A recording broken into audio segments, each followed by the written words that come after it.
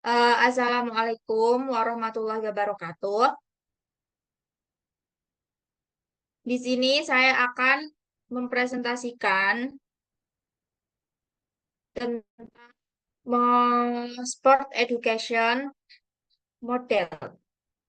Sebentar.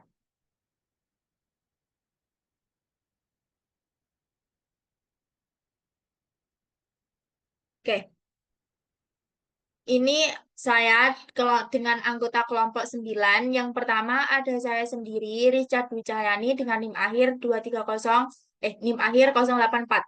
Yang kedua, Randy Pangestu dengan NIM akhir 021. Yang ketiga, Raka Zulhilmi dengan NIM akhir 026. Yang keempat, Januar Alfa dengan NIM akhir 087. Dan yang terakhir, Dimha Aufa Reza dengan NIM akhir 203.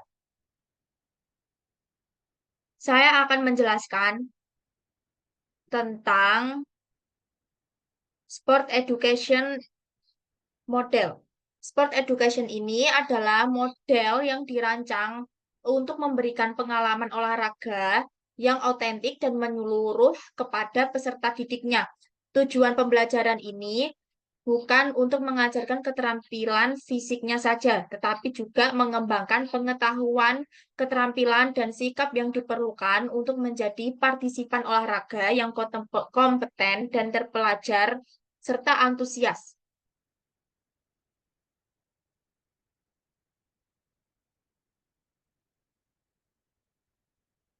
Model pembelajaran ini memiliki aspek-aspek positif dari budaya olahraga yang lebih luas dan lingkungan pendidikan jasmaninya. Daripada pembelajaran ini bukan hanya sekedar mengulang-ulang latihan, tetapi sport education juga berfokus kepada musim olahraga yang diperpanjang, afiliasi tim, peran yang diberikan, kompetensi formal, dan publikasi hasil nilainya. Kemudian saya akan menjelaskan bagaimana musim olahraga yang diperpanjang ini. Peserta didik itu berpartisipasi dalam periode yang waktu yang cukup lama. Ini mirip dengan musim olahraga yang sesungguhnya, tetapi perkembangan keterampilan dan pemahamannya itu lebih dalam. Contohnya, pada saat pertengahan semester diadakan permainan sepak bola pada tingkat, maaf, pada tingkat SMA yang memberikan pelatihan seperti pembentukan, pengenalannya sepak bola itu seperti apa, latihannya, pencatatan nilainya. Selanjutnya ada afiliasi tim.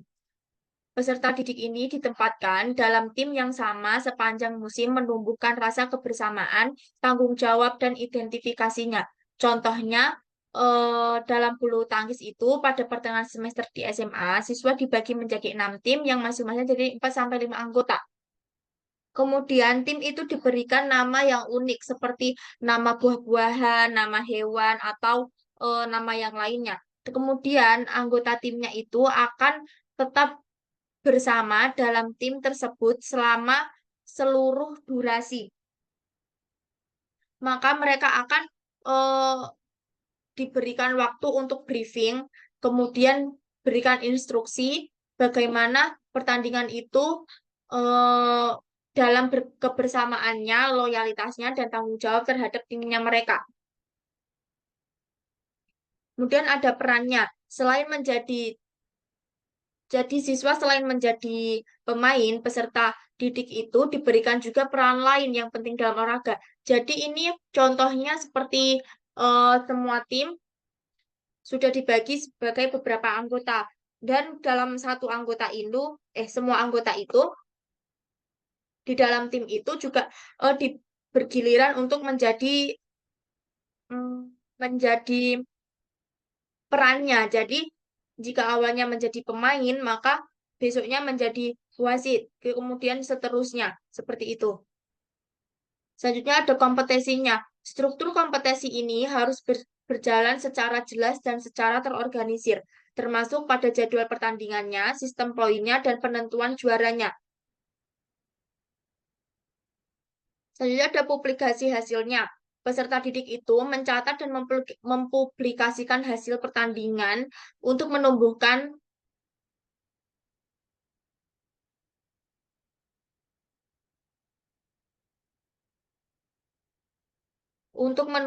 literasi data dan akuntabilitasnya.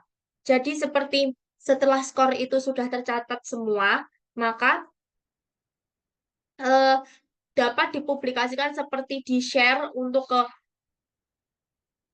eh, seperti pada saat basket itu kan skornya langsung muncul. Namun mungkin pada cabang olahraga lain itu ada yang skornya masih di keep untuk sendiri, maka itu harus dipublikasikan hasilnya. Jadi supaya pemain ataupun penontonnya itu bisa tahu. Selanjutnya tujuan pembelajaran pada sport education ini se- yang pertama ada kompeten secara olahraga, maka mampu itu menguasai keterampilan motoriknya, strateginya, dan taktik yang relevan dengan olahraganya. Yang kedua, terpelajar secara olahraga, yaitu memahami aturannya, bagaimana cara bermainnya, tradisinya dalam olahraga ini. Literasinya itu materi ini tentang kebugaran, maka harus diperlukan gaya hidup yang sehat dan nilai-nilai seperti fair play-nya. Yang terakhir ada antusiasnya pada saat berolahraga, seperti termotivasi untuk berpartisipasi untuk berolahraga seumur hidup. Itu maka membutuhkan rasa kepercayaan yang sportif. Kemudian ada peran guru. Peran guru ini menjadi sebagai fasilitator untuk mendorong siswanya pada saat mengambil tanggung jawab. Yang kedua sebagai perencana. Jadi guru itu merencanakan bagaimana pembelajaran ini seperti membagikan bagaimana rute pertandingannya nanti. Yang ketiga sebagai pembimbing. Guru itu memberikan instruksinya serta umpan baliknya, kemudian memberikan dukungan kepada siswanya bagaimana menjalankan peran siswa tersebut. Kemudian sebagai evaluator ataupun evaluasi. Jadi setiap pertemuan itu guru menilai perkembangan siswanya itu seperti apa melalui berbagai aspek seperti aspek keterampilan, pengetahuan, dan sikapnya.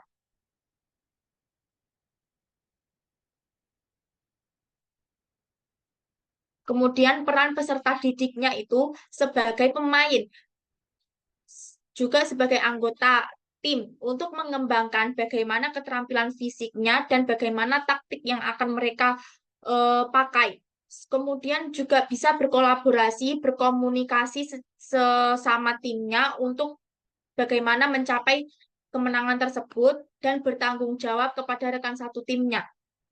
Kemudian sebagai pemegang peran, itu seperti menjalankan tugasnya secara spesifik, seperti menjadi wasit yang adil, pelatih yang suportif. Jadi, setiap siswa itu apabila menjadi pemain, maka dia bagaimana mensupport temannya satu sama lain dan bagaimana bekerja dalam satu timnya. Apabila teman yang lain menjadi wasit, maka dia harus menjadi jujur dan adil bagaimana penilaiannya. Kemudian apabila yang menjadi pelatih, maka dia harus mensupport anak-anaknya seperti itu. Kemudian pada saat pengambilan keputusannya itu harus berpartisipasi juga dalam timnya. Kemudian ada manfaat dalam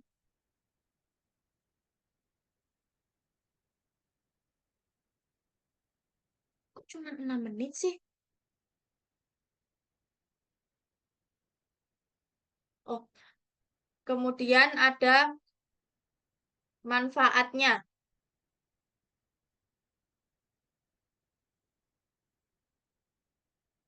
sebagai peningkatan motivasi, kemudian pengembangan keterampilan sosial, pemahaman olahraga, pengembangan tanggung jawab, pembentukan kebiasaan hidup aktif, dan bagaimana peningkatan keterampilan literasinya.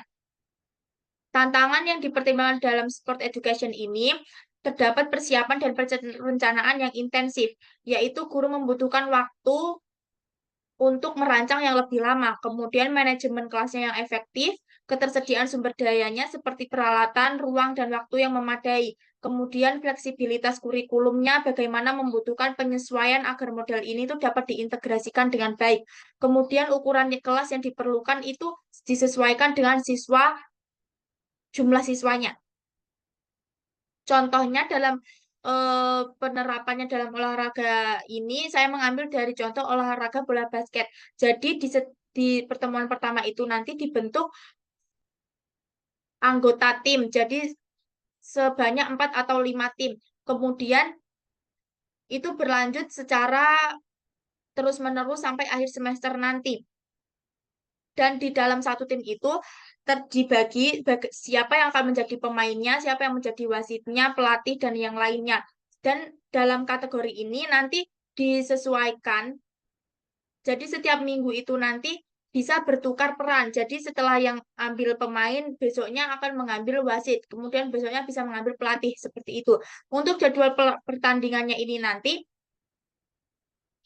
dilakukan secara poin dan playoff. Jadi siapa di pertengahan semester nanti poinnya yang lebih tinggi, misalnya yang lebih tinggi ke tim B, maka tim B itu nanti akan difinalkan dengan tim di bawahnya yang jauh lebih yang lebih besar di bawahnya. Seperti itu. Hmm, hmm. Kesimpulannya, dalam sport education model ini memerlukan pendekatan yang kuat untuk berfokus pada pengembangan individu yang kompeten, terpelajar, dan antusiasnya dalam olahraga. Dengan elemen yang otentik ini, model pembelajaran ini itu tidak hanya mengajarkan keterampilan fisik, tetapi nilai dalam seperti kerjasama tim, tanggung jawab, dan sportivitas, serta mempersiapkan peserta didik itu untuk berpartisipasi dalam olahraga seumur hidupnya. Sekian yang dapat saya sampaikan. Apa ada pertanyaan? Apabila tidak, bisa langsung saya akhiri.